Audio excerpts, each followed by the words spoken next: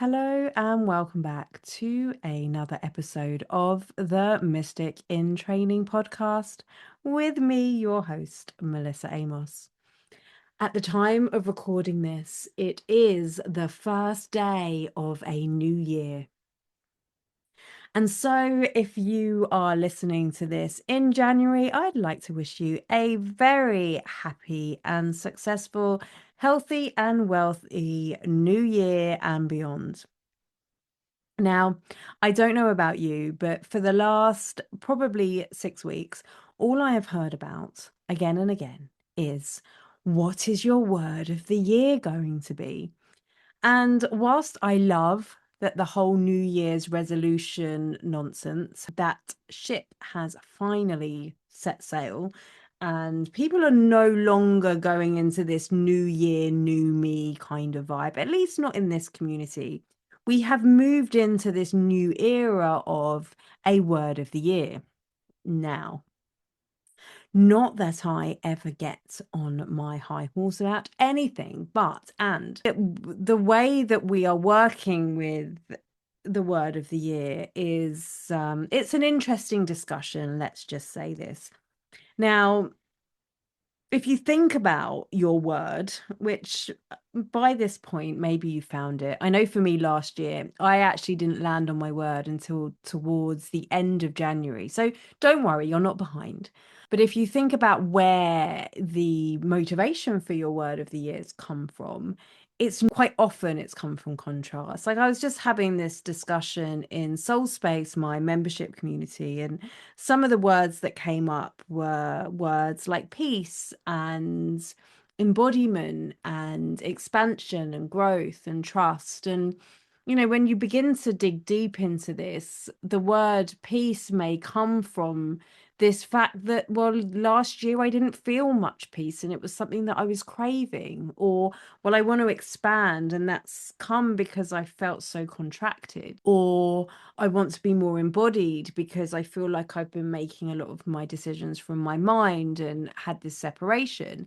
And so it helps us see really that contrast is valuable, that I wouldn't have known that I wanted peace unless I was not in peace.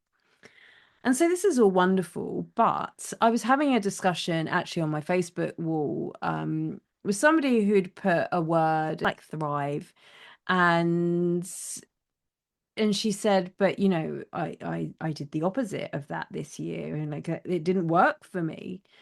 And it got me considering about why we choose them and then what we do with them, or what our expectations of these words of the year are.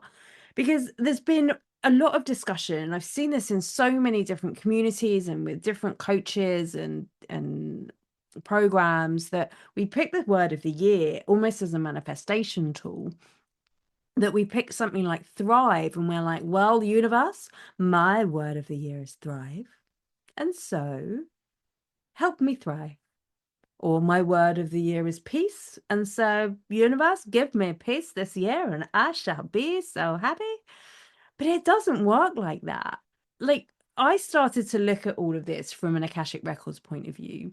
And when we look at it from this point, it becomes really interesting because yes, on the one hand, where we are affirming something, I'm saying, well, peace is something that's really important for me. And so we're essentially stamping in our book the word peace and the feeling around it. Now, if that has come from this space of, well, I'm already feeling peace and I want more of it, then we already have the tools and the strategies and the habits that we have cultivated and formed over the years. And so it's already anchored in there. And so it becomes very easy for, if you like, the universe to deliver more peace into us. However, if that word has come from contrast, as it's come from, well, I've been in chaos and now, please, universe, let this next year be full of peace, then our conditions and our experience has been through chaos, and our invitation is then, how do I cultivate peace? And so whilst we might stamp it on the top of our page and it might become this guide for us, the universe isn't just going to suddenly switch gears because it's something that we've said that we've wanted to experience. Actually, when we look at it from this point of view, the Akashic Records focus is on recording everything and using all of that to help us with our evolution and growth. And so it's like, oh, she wants peace. Amazing. What circumstances need to happen in order for her to cultivate peace? How is she going to now bring more peace into her life? This isn't something that gets delivered to us. This is something that we are now asking to cultivate. This is something that we have now declared to the universe. This is something that is important to me. And so now my resources are going to be put towards the experience of this. Now I need to understand how to find peace in the chaos. Now I need to make decisions where peace or something that's going to take me out of my peace, but I say no to those things, or I create boundaries around them, and I start to make other decisions, or maybe I bring in a yoga practice or a meditation practice, or join a soulful community, or go and do singing lessons in order to find more peace in my life. Maybe it's a case of I don't default to putting the radio on Spotify on, and I just sit in silence and I get used to that. Because for me, this whole word of the year isn't about, well, this is what I'm going to become, or this is what I'm going to do, or this is what I desire, or this is what I expect. For me, our word of the year becomes a lens in which we make our decisions. For me, our word of the year becomes a reminder of this is what is important to me, and this is what I'm going to focus on. And for me, this word of the year becomes this is what my focus on my evolution and growth is. Because when we start to look at it from that way, it becomes less about, well, this is what I desire, but more about this is who I'm becoming. These are the changes that I'm willing to make. This is the patterning that I'm willing to rewrite. These are the qualities that I'm now being willing to meet. That is a stark difference to creating these resolutions or creating these words of the years from this space of, well, last year was a doozy, and so now I want the opposite. Because what that is doing is that is assuming that who I was and everything that I did up until this point was because I was broken. That coming from this space of, well, you know, if it is about, well, my body is strong and healthy, or I'm going to eat differently, or I'm going to move more, do it from this space of empowerment, because this year my relationship with my body is the strongest that it's ever been, not because it was bad before, that maybe there was a contrast before. Maybe I realized that, well, I neglected my body, or I didn't feel comfortable in there, or there was something in there that didn't allow me to be embodied. But not because I was broken, because everything that had happened before is now an invitation. Now I have this realization that something wants to change, not because it was bad, but because I'm evolving. If our resolution comes from this belief that something's wrong with us, we're kind of setting ourselves up to fail.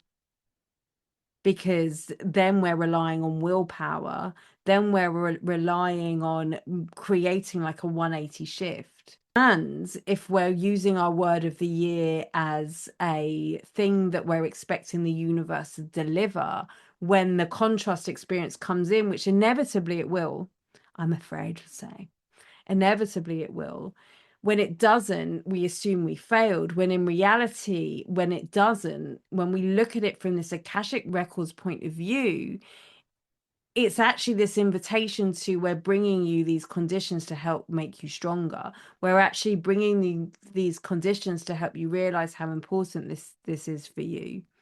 I'm never going to find peace just sitting up a mountain. The true quality of peace is, where can I find it even when it's in chaos? And so when it comes to choosing your word, start to think of it as this lens of decision making. Start to think of it of, well, how, with this being my word, how can I meet life differently?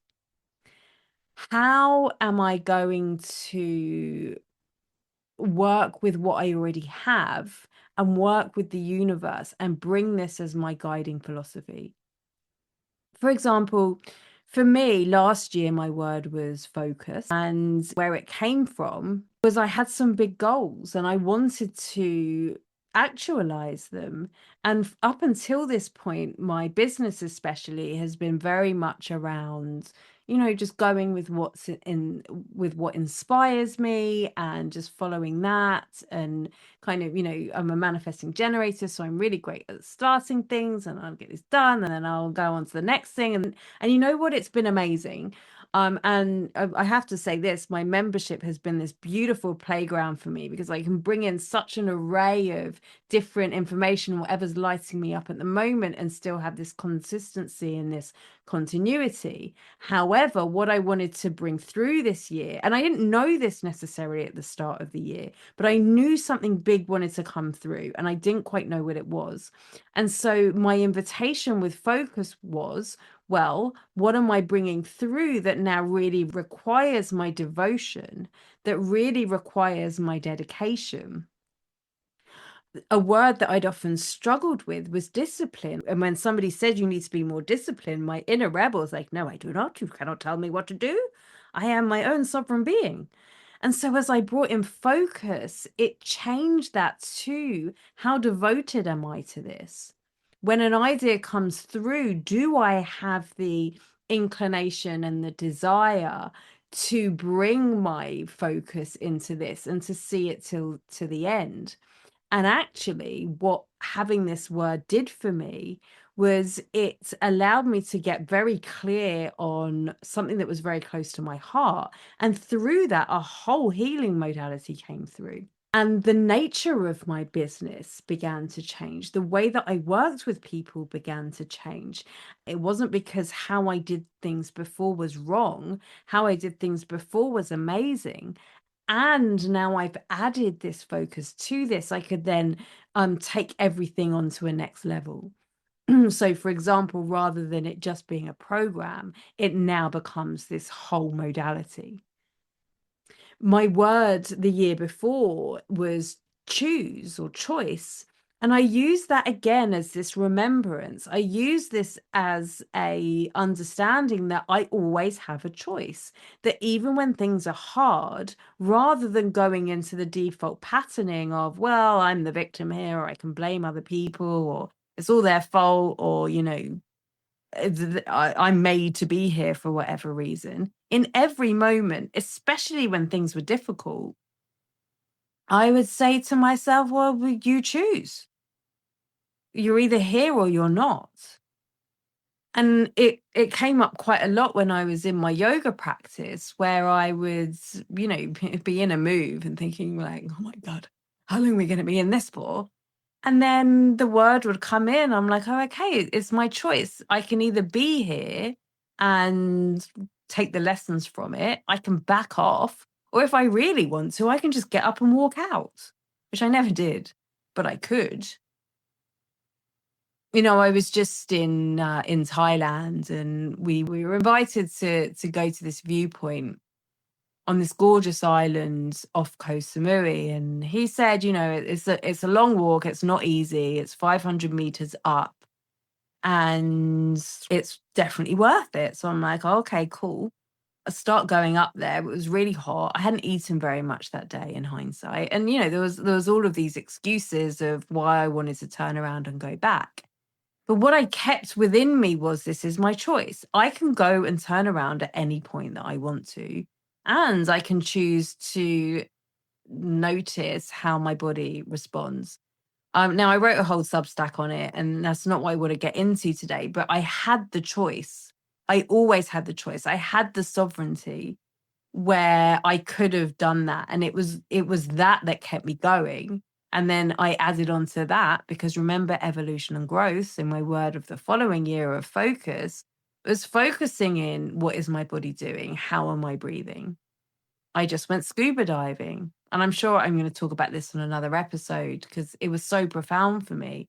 But focusing on the breath, focusing on what I'm doing, having to do things differently. and having a choice. I can always do the hand movement of take me up. I could always get out.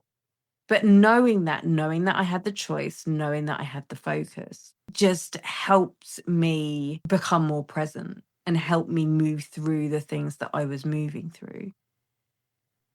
And so why I bring this up is our word of the year isn't just something that we're hoping for the universe to deliver to us. It's not just something that we're hoping to experience. It's not a case of us being passive with this at all. It is really becomes a choice. It becomes what it is that we're practicing. It becomes the word that we use when life gets uncomfortable. It becomes the question that we ask when we don't know what we're doing. Does this move me towards this or away from this? How focused am I being? My word of the year, as it arrived to me, I brought a lot of question to it because it felt too big. It felt very profound. But as I've journaled on it and done a lot of contemplation on the practicalities of it, it is so perfect for me. And my word of the year is Akashic. Because in the Akashic way, it means living with awareness in every single moment, not through judgment, not through shame, but through awareness. So this is being recorded. And if it is being recorded, how is this moment mattering? If it's being recorded, what is this saying about the story of my life? If it's being recorded, is this something that I am choosing to focus on and continue to compound? Or is it something that is an invitation for me to show more love and then to move in a new direction? When you begin to live the Akashic way, we realize that nothing is wasted, that everything is recorded, nothing is hidden at all. And so it invites us to come more into presence. For me, living with this Akashic way, living with knowing the Akash is my guide, when it comes to creation, when it comes to manifestation, it becomes less about what it is that I want, but it comes to what is it that I'm aligned to. It comes less about, well, how do I get this and how do I receive this, into, well, how do I meet this and how do I cultivate this? It helps me create through alignment and knowing that what I am doing is fully in my best interest, and it is all being written, and it is all being written for my evolution and my growth. And if something happens that is different to that, if I have a different outcome, of not trying to micromanage it and actually move more into, well, it's this or better. What is this invitation? What is this teaching me? How is this guiding me? For me, choosing the word Akashic as my word of the year invites me into living a life that is very present, mindful, that's full of growth and evolution, that brings a lot of choice, that brings a lot of focus, and that invites me to keep on growing and expanding. The Akashic Records really have been so prominent for me, and they've been inviting me to work with them in a different way for such a long time. And this feels like here on this, as I'm recording this, on this 1 year, on this new cycle, with the work that I'm about to release in the world, it for me brings that congruency and that integrity that work like this really calls for. And how will I work with this?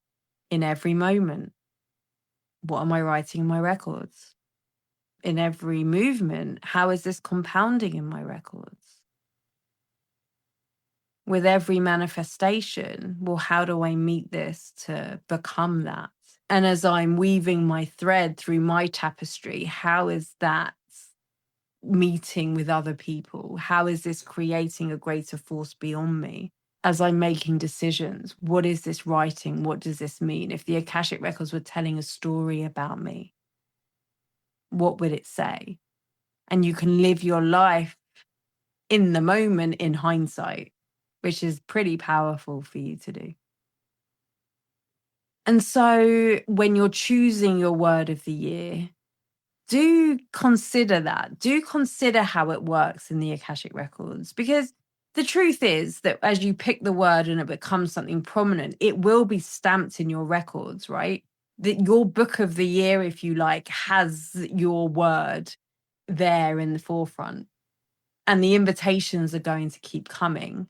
And so think about whether this is a word that you really want to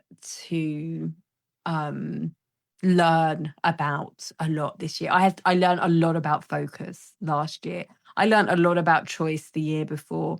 Other words that I have been equanimity, and goodness me, that was a word. Woof, that was a word that taught me a lot. So just really think about what it is that you're choosing and how life will help you cultivate that as an experience. And so by the end of the year and by the end of the cycle, this is something that you hold as your in your identity, as your knowing.